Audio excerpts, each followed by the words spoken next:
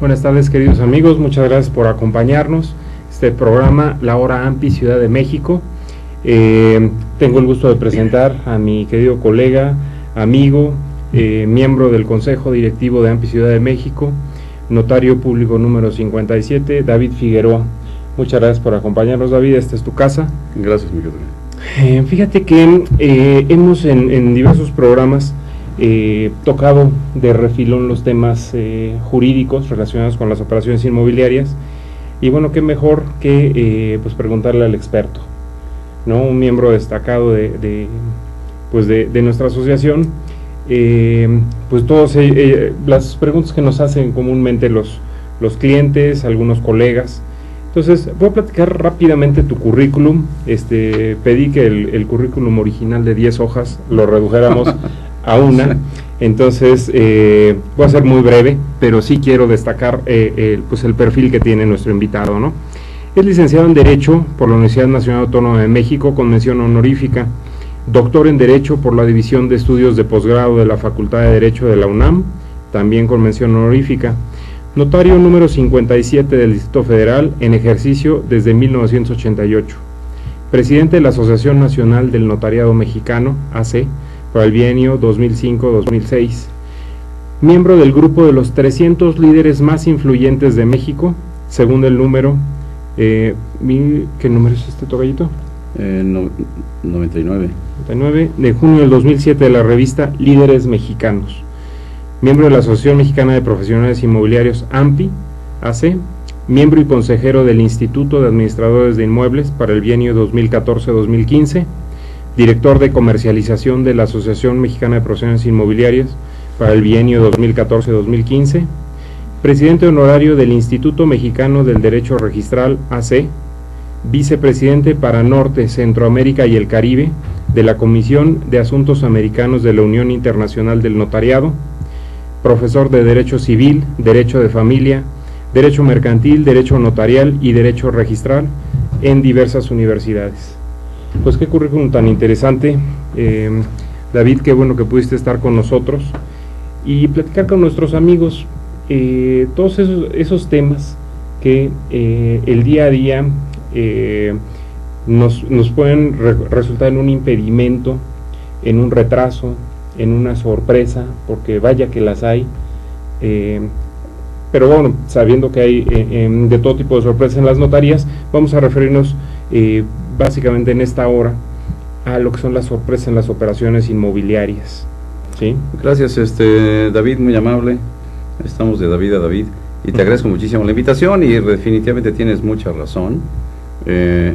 Como acostumbramos platicar en las diferentes sesiones que tenemos en el Consejo, los inmobiliarios, todos los agentes inmobiliarios conciben la operación de compraventa por regla general que llega a la notaría. En la notaría nosotros recibimos documentos y ustedes como inmobiliarios tratan con personas.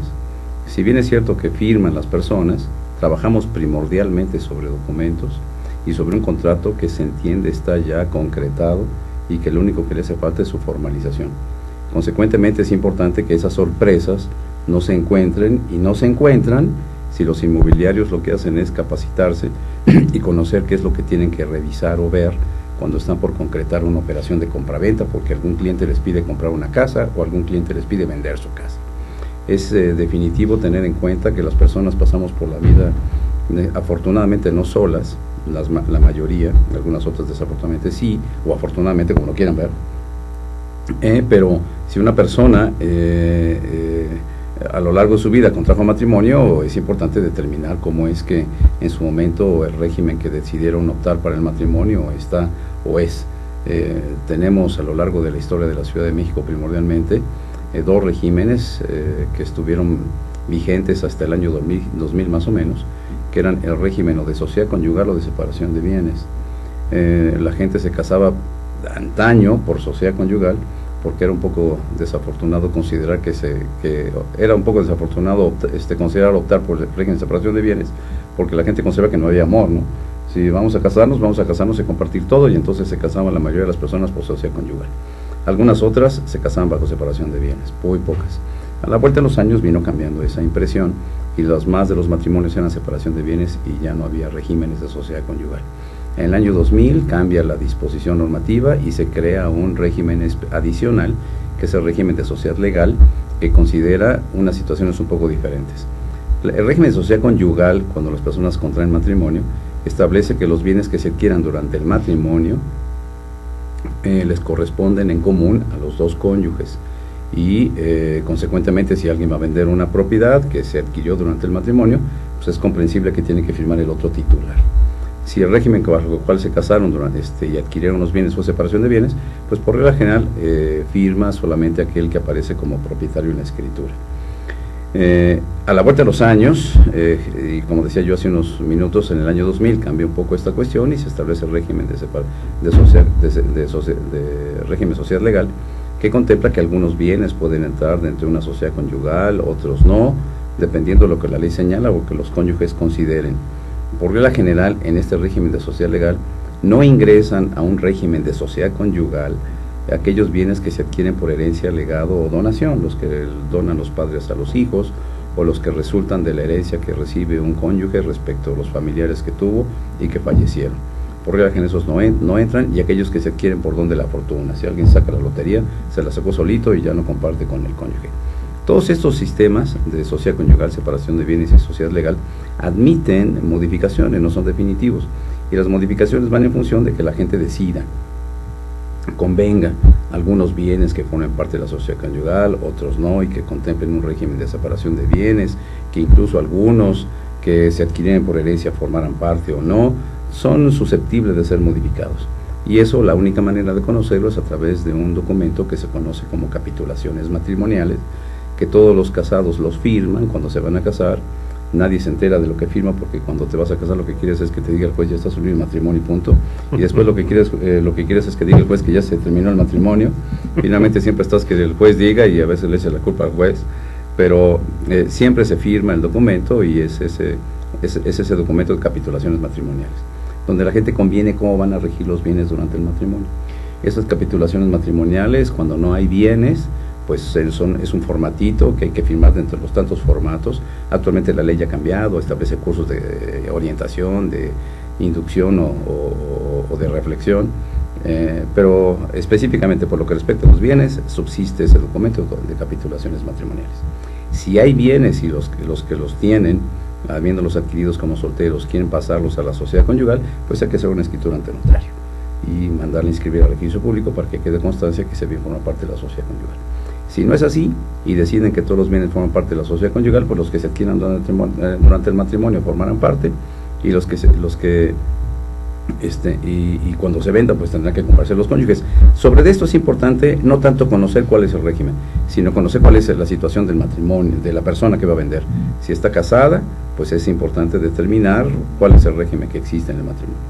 Si no es así, pues entonces adelante se puede seguir con el trato de la operación. Si lo adquirió siendo soltero y en la escritura aparece que era soltero y después se casó, es muy posible que no haya aportado ese bien a la sociedad conyugal, y consecuentemente esa persona casada en sociedad conyugal, pero habiendo adquirido el inmueble antes, puede disponer de él totalmente. Más o menos esos son los puntos que teníamos que cuidar cuando vamos a concretar una operación de compraventa, si el que los va a vender resulta ser casado. Ahora, acerca de esta situación que se presenta cuando dos personas sin estar casadas o aún estando casadas por bienes separados, pues pasan de los 5 años, surge ahí una serie de derechos, una serie de prerrogativas. No sé, ¿me puedes comentar algo? Sí, pero primordialmente tratándose de disposiciones sucesorias.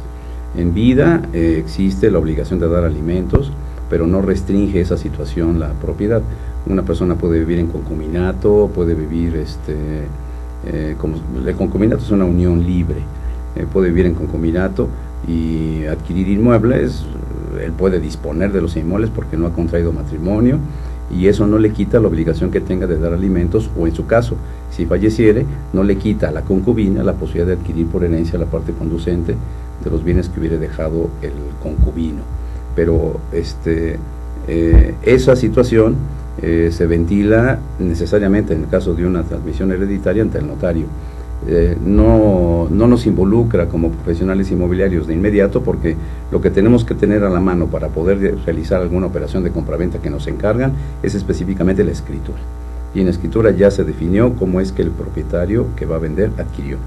Si adquirió por herencia, esa situación ya quedó dirimida en la escritura y el notario se encargó de cuidar que si era concubino y tuvo, actualmente ya en esta Ciudad de México bastan 2 años para que el concubino tenga derecho a heredar, siempre y cuando haya mantenido ese concubinato y haya estado libre de matrimonio, y un poco menos tiempo si lo que hizo fue procrear hijos en común con el concubino. Si no hubo hijos, entonces 2 años con una residencia continua, pero definitivamente el tema se refiere específicamente a materia sucesoria. Por lo que respecta a la transmisión de la propiedad del inmueble, puede la persona estar unida en concubinato con alguna otra. Si adquirió el inmueble de manera directa, entonces puede transmitirlo igualmente de manera directa, porque es soltero, no es casado. Los únicos estados civiles que la ley reconoce son casado y soltero. Esos son los estados civiles en cuanto a la relación con personas. No hay algún otro, no hay viudo ni nada por el estilo. El que termina el matrimonio por divorcio vuelve a ser soltero. El que termina el matrimonio por defunción vuelve a ser soltero. El que termina el matrimonio por nulidad del matrimonio vuelve a ser soltero. Entonces, si es soltero porque no se ha unido al matrimonio, vive en concubinato, puede disponer del inmueble directamente, y eso lo vemos en la escritura que nos exhibe para transmitir. Ahí tenemos que checar el punto relativo a sus declaraciones generales, porque la escritura contiene por regla general una serie de declaraciones que todas las emiten las personas que comparecen ante el notario para formalizar la operación, y entonces declaran todo lo que el notario les pide que declaren, y entre ellos está el tema relativo a su estado civil. Si aparecen como solteros, pueden vender, y o si están casados, hay que cuidar el acta de matrimonio para verificar cuál es el régimen que contemplaron en tratándose del matrimonio que celebraron. Y si es sociedad conyugal, pues es indispensable que la operación la firmen los 2 cónyuges, y que el contrato preliminar, donde se dan anticipos y se conviene ya la operación a realizarse y formalizarse con el notario, deben firmar igualmente los 2 cónyuges. Un punto importante en esta transmisión de propiedad y con toda ella escritura es el tema de los bienes que corresponden a los menores de edad. Hay bienes que se adquieren por menores de edad, ya sea porque los padres invirtieron el dinero y lo compraron para el hijo, o porque habiendo fallecido el hijo, porque habiendo fallecido el padre, el hijo hubiera adquirido por herencia y fuera menor de edad todavía. Los menores de edad tienen la plena capacidad para adquirir bienes, pero no tienen la plena disposición para disponer de ellos. Los disponen siempre y cuando el juez familiar considere que la disposición de un bien de un menor de edad conviene al menor de edad. ¿Cuáles son los supuestos que el juez considera suficientes como para considerar que una enajenación de un inmueble que le pertenece a un menor de edad es suficiente? Es conveniente, es que esté en una situación de salud grave, que la enajenación del bien le permita recuperar la salud y la vida, o que la enajenación del bien implique la adquisición de otro de igual o mejor valor que forme parte del patrimonio del menor. En ambos supuestos el juez tiene que quedar plenamente convencido de que o la enajenación le salva la vida al menor, o de que la venta le conviene porque se va a adquirir con el producto de esa venta otro bien de mayor valor. Y va a encargarle al notario que verifique cualquiera de las 2 circunstancias, una vez que le haya quedado acreditado por el padre o el tutor la necesidad de transmitir los bienes de los menores. En los contratos preliminares a realizar, o los contratos preparatorios, o los acuerdos de venta, el dinero que se da como anticipo no lo puede recibir el padre, ni lo debe recibir el padre ni el tutor, porque entonces dispone de ese dinero, porque ese anticipo forma parte total del precio y consecuentemente va a formar parte del monto que se utilice para la compra del inmueble, o para salvarle la vida al menor de edad, o un caso adicional, para invertirlo en una cuenta que le rinda suficientes intereses, que convenga consecuentemente a juicio del juez la venta del inmueble. Entonces, todas esas cantidades, en tratándose de bienes de menores, es importante que al convenir una venta de un bien, se acuda con el notario de inmediato, como para que se empiece ya a seguir la logística necesaria y se evite que el dinero se dispendie.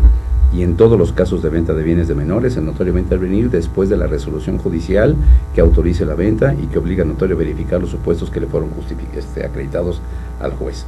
Ese es un punto muy importante tratándose de bienes de menores, que hay varios en la ciudad por la circunstancia de que los padres los adquieren para los menores o porque los adquieren por herencia, ¿no? Fíjate que comentaba, es un tema que ya se vio desde el año pasado, el tema fiscal. El tema fiscal, pues ahora resulta que es tiene sus beneficios económicos casarse. El tema de la deducción, varias personas pues siguen teniendo dudas al respecto cómo opera esto y qué tan bueno es el matrimonio visto obviamente desde la óptica fiscal.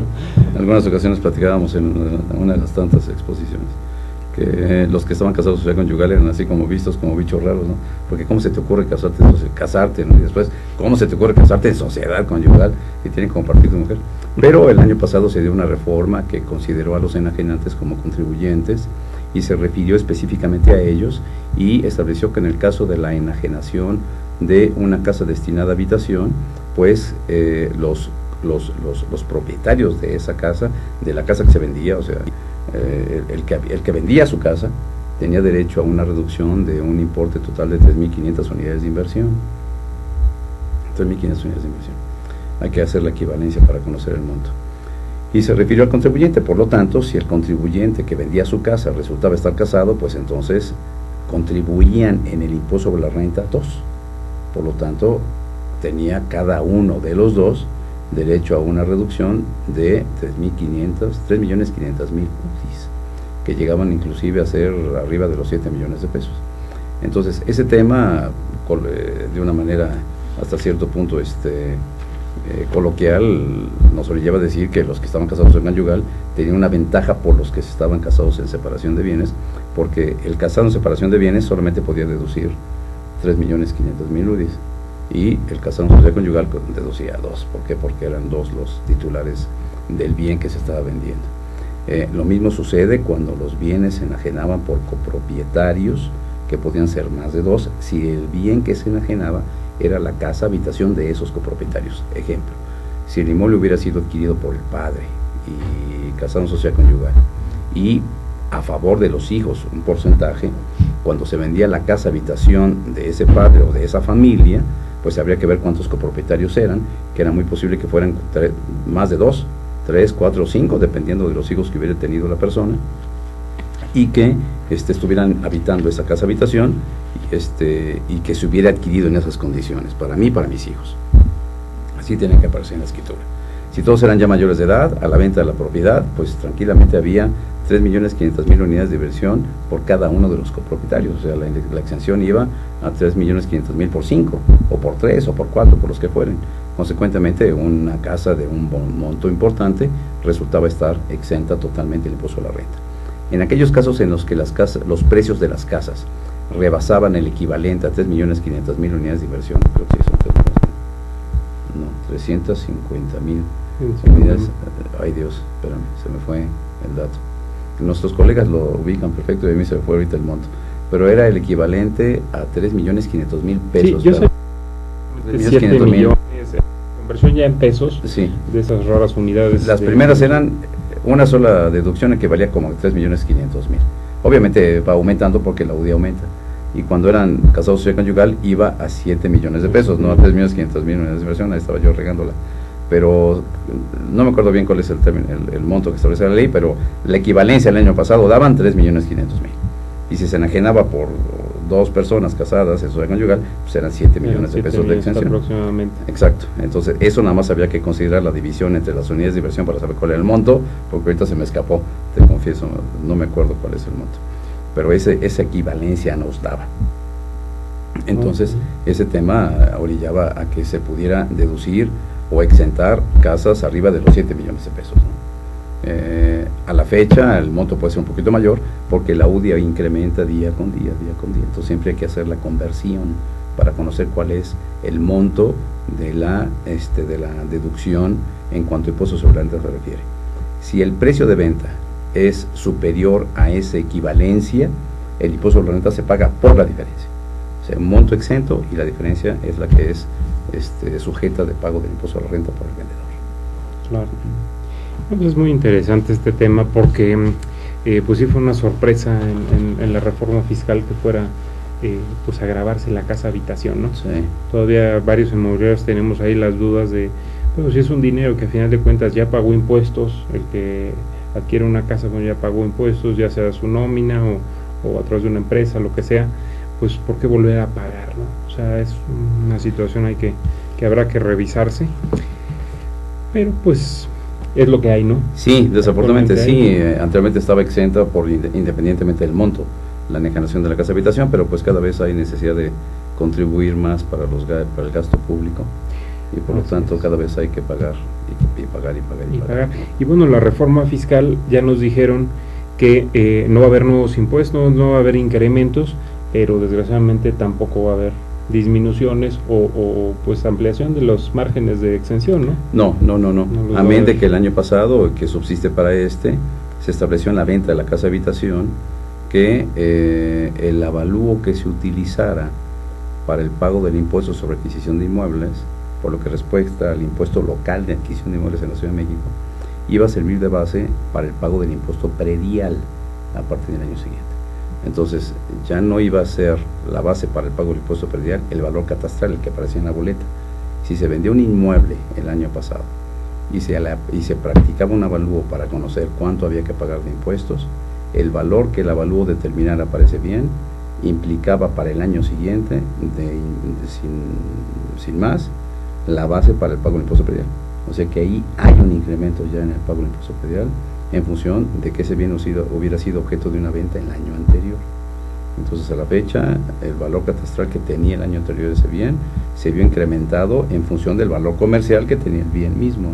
Entonces hay ya a la fecha un incremento sobre la base para el pago del impuesto predial en función de los inmuebles que hubieran sido objeto de alguna adquisición o venta en el año pasado, y en esa adquisición o venta hubiera sido necesario presentar para el pago del impuesto un avalúo.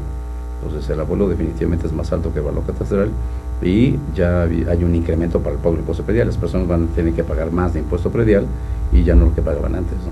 O sea, no se modificó la tasa del impuesto, pero sí se modificaron la forma para determinar cuál va a ser la base, ¿no? Pues qué barbaridad. Bueno, vamos a ir a una breve pausa, estimados amigos. Les recordamos que nuestro correo para recibir sus comentarios, sus sugerencias, y para aquellos asociados de AMPI Ciudad de México que quieran promover sus propiedades, es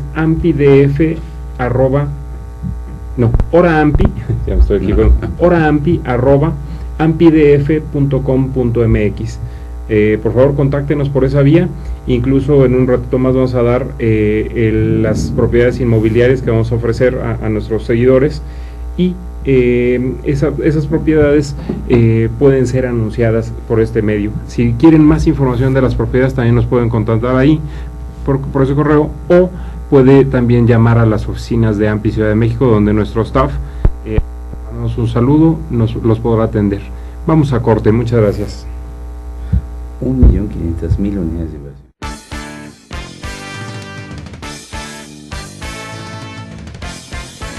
La asociación de profesionales inmobiliarios más reconocida a nivel nacional.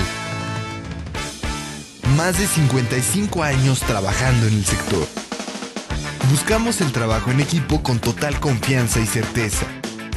Participamos en los procesos legislativos. Buscamos la profesionalización de cada uno de nuestros asociados. Estamos a la vanguardia en herramientas tecnológicas. Unidos hacemos más negocios. Profesionalizamos nuestro trabajo. Tenemos una voz más fuerte ante las autoridades y somos mucho más fuertes. Estar al día es tu mejor herramienta para ofrecer calidad y un buen servicio.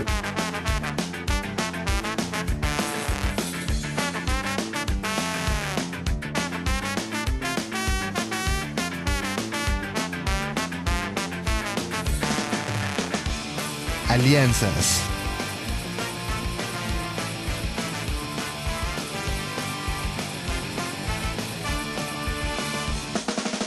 Asesoría en nuevas leyes y aplicaciones de las mismas. Asesoría en temas de mercadeo y buenas prácticas. Asesoría en leyes básicas aplicables a nuestro negocio. Reconocimientos.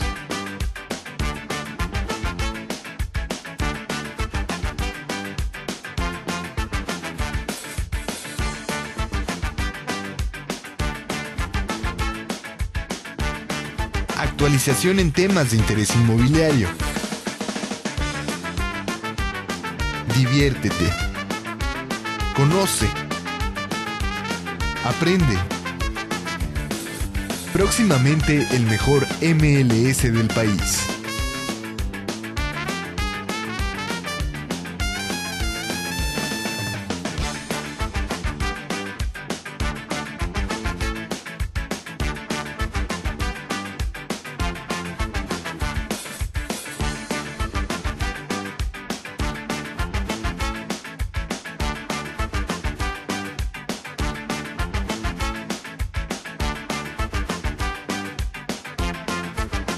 Afíliate.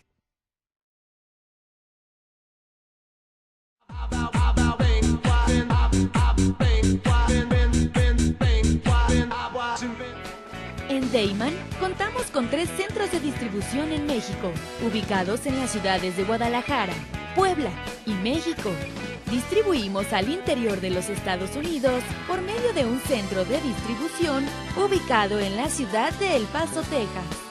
Atendemos Centro y Sudamérica con apoyo de nuestro centro de distribución en Lima, Perú. Actualmente, comercializamos nuestros productos en España a través de nuestro distribuidor ubicado en Madrid, lo que nos permite ser una empresa de talla internacional, dispuesta a servirle y brindarle asesoría para el óptimo uso de nuestra amplia gama de productos. Cabe destacar que todos los productos elaborados en Deiman se fabrican con ingredientes aprobados por la Secretaría de Salud en México y FDA en Estados Unidos. Contamos con capacidades operativas, certificados kosher, programas de buenas prácticas de manufactura, controles de saneamiento, sistema de atención a quejas y reclamaciones, seguridad industrial, auditorías internas y un programa de trazabilidad y recuperación de producto. Deiman, proveedores de color y sabor por excelencia. Ruiz Robles, corredores públicos y peritos traductores. Trabajamos para darles seguridad, confianza y un servicio profesional en sus asuntos relacionados a fe pública, valuación, arbitraje comercial, asesoría jurídica y traducciones. Para nosotros lo más importante es su satisfacción, brindándole además la asesoría jurídica necesaria en su negocio, con un equipo de profesionales capacitados para prevenir y resolver situaciones de riesgo en su empresa. Le aseguramos una asistencia profesional personalizada y humana a quien consideramos más importante, el cliente, porque las oportunidades pequeñas son el principio de las grandes empresas.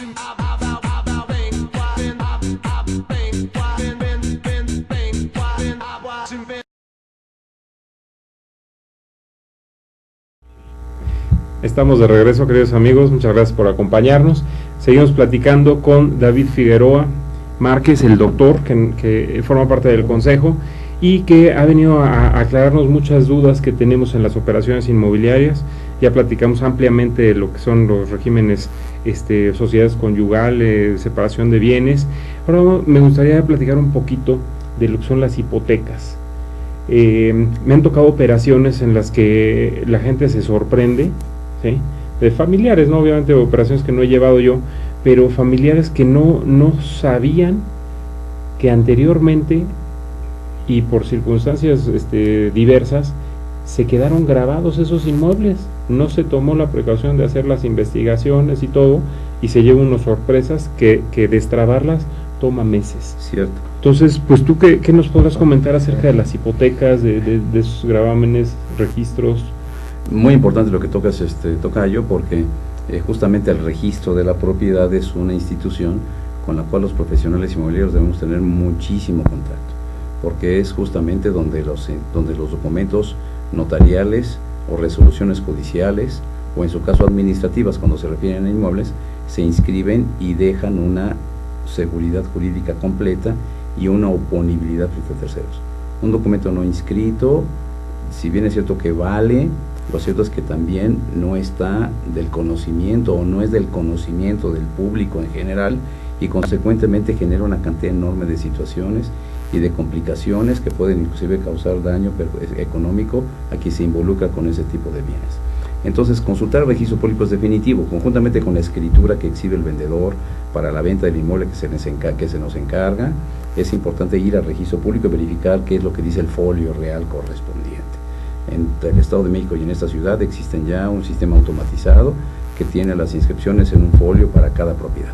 Entonces ahí vamos a ver si el inmueble está con una hipoteca a favor de quién, como para preguntarle al vendedor si ya cubrió el adeudo, si tiene algún embargo ese bien, porque el vendedor se hubiera complicado la vida económicamente, le hubiera embargado el bien y quiere vender la casa para salir de broncas. Es perfectamente legítimo que lo pretenda y que lo quiera, y es posible hacerlo, pero hay que tener conocimiento y constancia de que parte del precio que reciba se va a destinar para pagar el adeudo, de que ya fue objeto inclusive de un requerimiento judicial. O si hay una hipoteca, pues hay que ver si no ha pagado la hipoteca, parte del precio que recibe el vendedor tiene que tomarse para pagar el adeudo que tiene con la institución financiera que le prestó en su momento para adquirir, y para que esa hipoteca quede liberada y consecuentemente el comprador pueda adquirir sin ningún problema. Si por alguna circunstancia derivado del problema que hay con que se hubiera cobrado demasiado por concepto de impuesto predial, o estuvieran cobrando mucho por concepto de derechos por servicio de agua, o hubiera habido necesidad de presentar una fianza para un arrendamiento de algún particular o un familiar, y esa fianza está inscrita en el registro, hay que ver si ya se concluyó el negocio, como para la afianzadora decirle que ya quedó liberado el inmueble y de la garantía a la que estaba sujeto, y que la afianzadora ordene al registro que se cancele la anotación de fianza. Entonces, el contacto con el registro público de propiedad es indispensable, de manera que conozcamos, adicionalmente a la persona que vende, conozcamos al inmueble. Hay que conocer aquí tanto a la persona que está vendiendo como al inmueble mismo. A la persona la conocemos por conducto de la escritura y del registro civil. Al inmueble lo conocemos por conducto del registro público de la propiedad. Entonces vamos al registro y vemos. Si tengo una hipoteca, necesariamente tenemos que investigar qué pasó con el adeudo. Si ya quedó liquidado y nunca, o sea, tengo todos mis comprobantes de pago, pero no sabía yo, vendedor, que tenía que irme a la institución de crédito para que me diera unas instrucciones para una notaría para que se hiciera la cancelación, pues hay que conducirlo y hay que canalizarlo para que se haga la cancelación de la hipoteca y el inmueble quede libre de gravámenes. Si es una hipoteca que estoy terminando de pagar y parte del precio que me dan es para cubrirla, entonces hay que ir a la institución de crédito para que nos diga cuál es el saldo vigente a la fecha en la que se va a vender el inmueble, y sepamos que del precio que se va a recibir, una parte está etiquetada para el banco y consecuentemente se le pague al banco acreedor y este pueda liberar la hipoteca. Para eso el banco tiene que saber que estamos llevando a cabo una operación de compraventa, o que se nos encarga la operación de compraventa de ese bien, para que entonces entablemos la relación con el banco y podamos asegurarnos que el importe que se reciba se destine para el pago del adeudo que se tenía con la institución financiera o bancaria. Pues fíjate que es muy importante que la gente también tenga al día este tipo de cuestiones, ¿no? Yo me atrevería a recomendar pues que si la gente por mucho tiempo no ha sabido en qué estatus legal se encuentra el bien ante el registro público, pues lo haga, ¿no? Sí, puede investigarlo antes. Sí, me tocó alguna vez una operación de un familiar también, en el que pues tenía trabado un embargo por ahí, sin embargo se quedó registrado. Y pues cuando uno salda la deuda, bueno, también hay que hacer el aviso de cancelación en el registro. En este caso, la sociedad anónima con la que se trabó ese embargo, que se hizo esa anotación en el registro, desafortunadamente ya había desaparecido. Entonces fue un problema realmente complicado que se pudo haber evitado cuando en su momento se liquidó la deuda. Vamos y hacer, a lo mejor es un poquito engorroso, ¿no? Muchas veces le tememos ese tipo de trámites que toman tiempo y vuelta, pero yo creo que es muy muy importante tenerlo al día, ¿no? Claro, es muy importante conocer la situación del inmueble, como te decía, conocer al inmueble, y la única manera de conocerlo es a través del registro público de la propiedad. Hay casos en los que las hipotecas se pagaron hace muchos años y la gente no sabía que tenía que hacer el trámite, o que un asunto que generó una demanda judicial se concluyó, las personas quedaron satisfechas en cuanto a sus reclamos judiciales y ya no siguieron el juicio correspondiente, y ahí se quedó perdida la anotación de embargo. O la fianza se terminó hace muchísimos años y ahí se quedó perdida la anotación de fianza en el registro de la propiedad.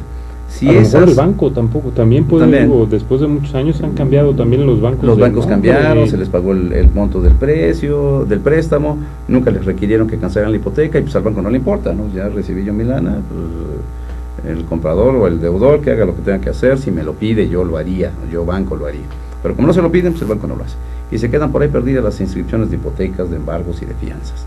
Entonces, la ley se modificó hace unos años y estableció que cuando las anotaciones de hipotecas, de pagos o de fianzas tienen más de 20 años, el interesado puede pedirle al registro público que las cancele por caducidad. O sea, ya pasaron más de 20 años de que se hizo la inscripción de hipoteca, pasaron más de 20 años de que se hizo la inscripción de embargo, o pasaron más de 20 años de que se hizo la inscripción de fianza, y yo, afectado por el inmueble, ante la falta de reclamo del acreedor hipotecario, del acreedor judicial o de la institución financiera que me dio la fianza, la institución afianzadora, ante una parte de reclamo, yo interesado, si le justifico al registro, como lo será, como consecuencia del transcurso del tiempo, que ya pasaron más de 20 años, el registro lo único que tiene que hacer es cancelar, y cancela esas anotaciones. Ya afortunadamente no hay que seguir un procedimiento como antaño se requería, sino que por fortuna esa legislación resulta benévola para aquellas personas que descuidan un poco la situación que guardan con los acreedores en su momento, pero que fueron muy cumplidas en cuanto al pago de los adeudos que tenían y que finalmente terminaron con ellos. Si terminaron con ellos y no gestionaron la cancelación de la hipoteca, del embargo de la fianza, pasados 20 años pueden pedir de manera directa al registro público sin ningún problema, pagando los derechos correspondientes, que no van allá de los 2,000 pesos, pueden pedir al registro público que se cancele la anotación correspondiente, y entonces el inmueble queda ya liberado de cualquier gravamen. Si no hubiera sido así y el adeudo continúa y no se paga el adeudo, el acreedor hipotecario tiene la posibilidad de requerirle al juez saque el inmueble al remate. Si es que le reclama al deudor que le paga, el deudor no le paga, se va el procedimiento, no logra acreditar el deudor que ya pagó o no logra pagar, el inmueble que se dio en garantía hipotecaria o que se embargó en función de una deuda personal a vida, puede el actor en el juicio, acreedor hipotecario o acreedor quirografario, puede el actor en el juicio pedirle al juez que se le pague con el inmueble. Entonces el inmueble sale a remate, y ese remate implica que el juez ofrece a la venta el inmueble a quien quiera comprarlo, y cualquiera que pretenda comprarlo se entera a través de las publicaciones judiciales que un inmueble está saliendo a remate para la venta, tiene que hacer una serie de gestiones, presentar un anticipo que va por ahí del 10% del valor del avalúo que se presenta y que se argumenta o se acepta o se contradice por cualquiera de las partes, pero que finalmente es uno el que sirve, y sobre ese se presenta un valor, una postura que sirve para que el juez adjudique al mejor postor el inmueble, y con el producto de la venta del inmueble se le pague al acreedor lo que el deudor no le pagó, y si sobra algo pues se le quede en favor del deudor y lo recoja este deudor cuando quiera. Entonces esos gravámenes tienen por finalidad garantizarle al acreedor que no va a ser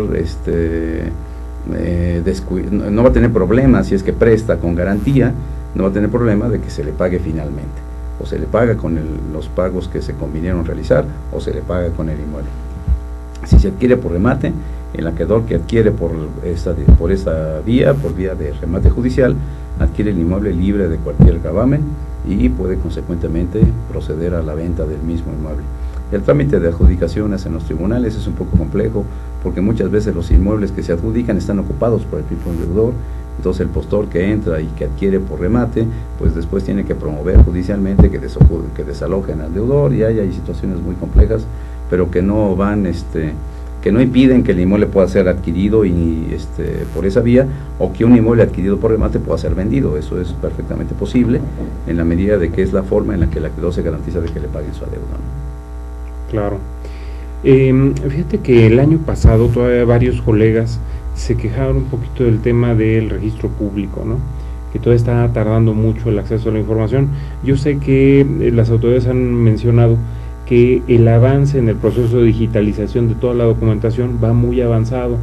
Sin embargo, pues en la realidad, en tu opinión, ¿cómo va? ¿Sí ha mejorado? Fíjate que, mi querido tocayo, del 19 de mayo de 2014 a la fecha, el registro dio un vuelco que nadie lo creímos.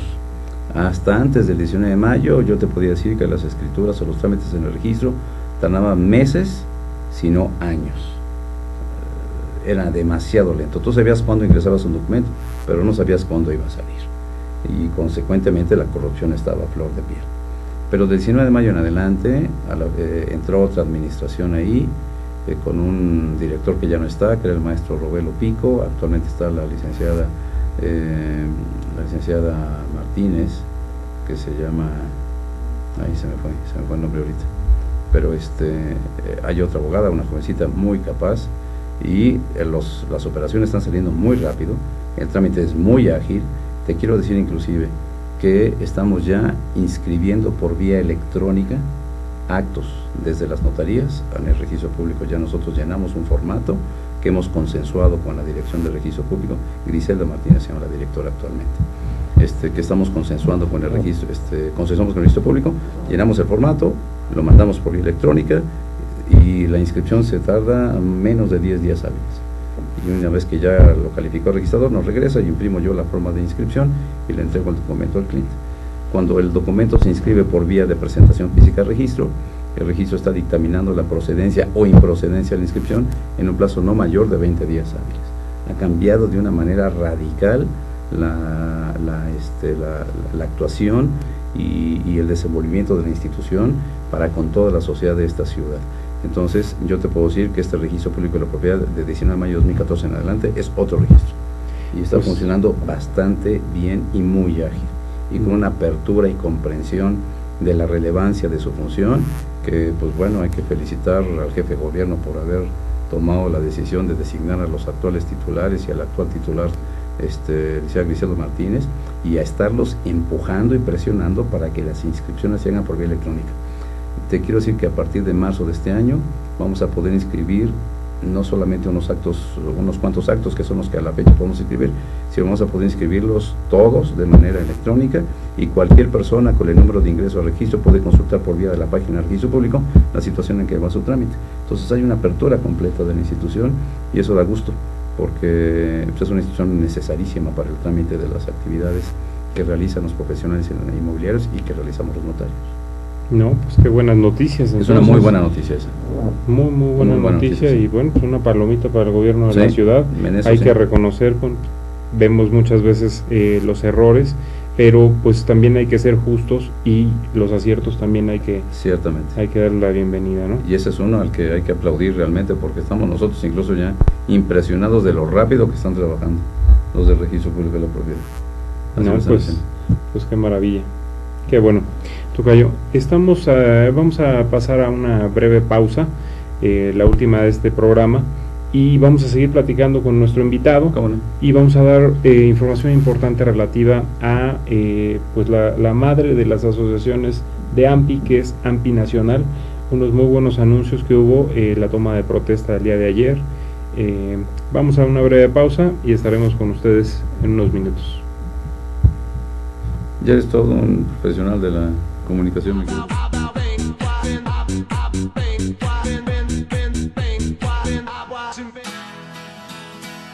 Crea tu propio negocio. Haz realidad tu proyecto. Comparte ideas para ganar dinero. Impulsa y entrena tu talento. Procura emprendimientos rentables y con futuro. Empieza hoy. Dayman, la receta del éxito. Dayman, por más de 7 décadas y con presencia en más de 9 países, se ha consolidado exitosamente como una empresa que desarrolla, fabrica y distribuye colorantes, saborizantes y productos alimenticios por excelencia. Nuestros productos abastecen a una amplia industria dedicada al manejo de alimentos micro, pequeña y de media a grande escala, ya que estos cumplen con altos estándares de calidad a nivel nacional e internacional y están elaborados para satisfacer las necesidades del mercado y gustos de nuestros consumidores. Nuestro principal objetivo es brindar un producto de calidad que nos permita mantener la lealtad de nuestros clientes y consumidores, excediendo sus expectativas de servicio. En Dayman desarrollamos la creatividad e impulsamos al máximo nuevos negocios. Dayman, proveedores de color y sabor por excelencia. Con Trujillo Betanzos y Asociados, tus proyectos están en buenas manos. Trujillo Betanzos y Asociados te ofrece servicios de fe pública en materia mercantil, asesoría legal, contable, fiscal y de negocios, litigio civil y mercantil, valuación y asesoría financiera y área académica. Porque nuestros clientes son nuestros mejores amigos.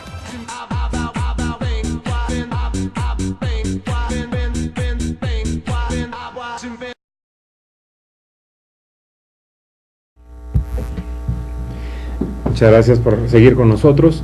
Estamos pues en la plática con nuestro invitado, el doctor David Figueroa Márquez. Antes de seguir con esta interesantísima plática, términos jurídicos y situaciones de la vida diaria en todos los aspectos inmobiliarios en los que nos dedicamos a esto, y todos aquellos que tienen propiedades, son temas muy, muy importantes. Pero antes de pasar a esto, tocayo, lo que quiero es platicar un poquito de lo que fue el evento del día de ayer.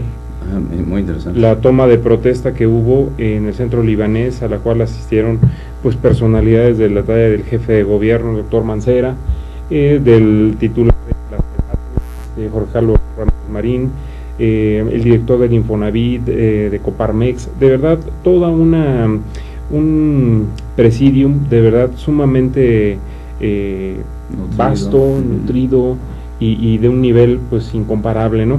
AMPI se está posicionando como la asociación que debe ser, tomar el lugar, en palabras de Tony Hanna, con el que tuve la oportunidad de platicar y que ya nos ha confirmado que va a venir al programa.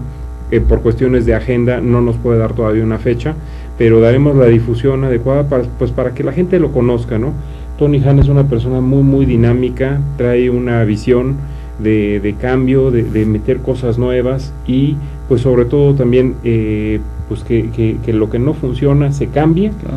Y son bienvenidas las ideas. Entonces vamos a ver mucha participación de la sección. AMPI Nacional está formada por secciones en todo lo que es la República Mexicana, y dentro de esas secciones está Ciudad de México. Entonces la sección Ciudad de México va a trabajar muy, muy de cerca con Tony Hanna. Le mandamos un abrazo y muy pronto lo tendremos por aquí. Va a ser un gusto. Qué bueno, tenerlo. será un gusto siempre. Bueno, tocayo, nos quedamos hace rato platicando registro.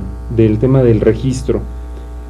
Hay un tema ahí que pues es muy interesante, me gustaría que lo tocaras, que es el tema de qué inscripciones se puede hacer cuando hay una cuestión esta de divorcio, pensión alimenticias. Digo, tú eres el experto, no sé si nos puedes dar. Es un tema, como bien tocas, mi querido tocayo, muy importante y muy interesante y definitivamente actual, porque esta evolución que está teniendo nuestra sociedad pues incide sobre el tema de disoluciones de matrimonios habidos con anterioridad, y pues ahí vienen muchos los aspectos que tienen que ver con hijos pequeños que todavía requieren alimentación, educación, escuela, y que el cónyuge o la cónyuge tiene obligación de continuar aportando para la educación y para el mantenimiento y el sostenimiento de ellos, o si no lo hubiere, para el otro cónyuge que no trabajó o que no tiene los ingresos suficientes como para poder seguir teniendo el derecho a los alimentos, que no solamente es la comida, sino el vestido y la casa habitación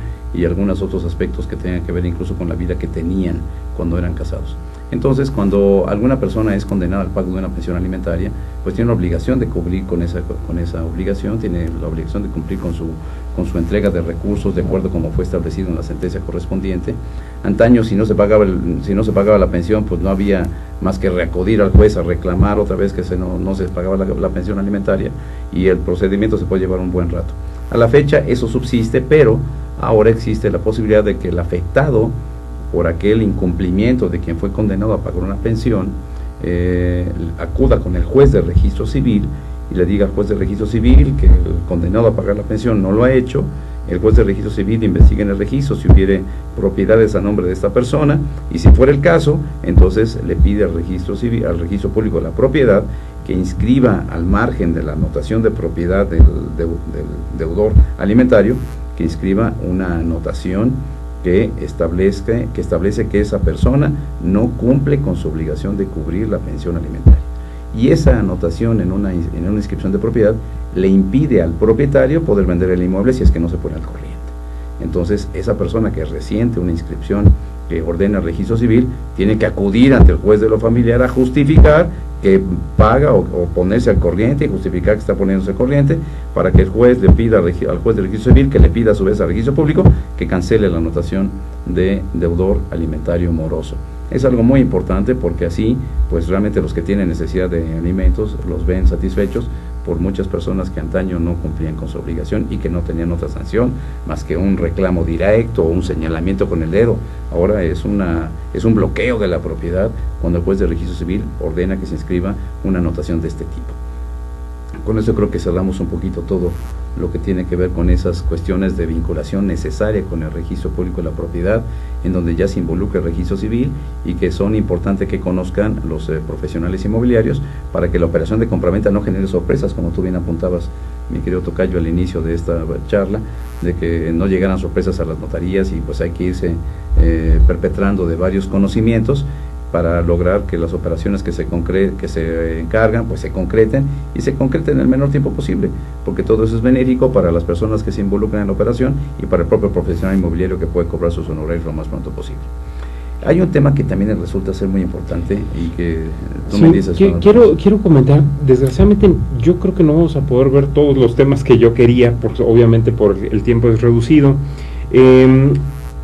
Como ustedes saben, estimados amigos, hay una sección que se llama oportunidades inmobiliarias.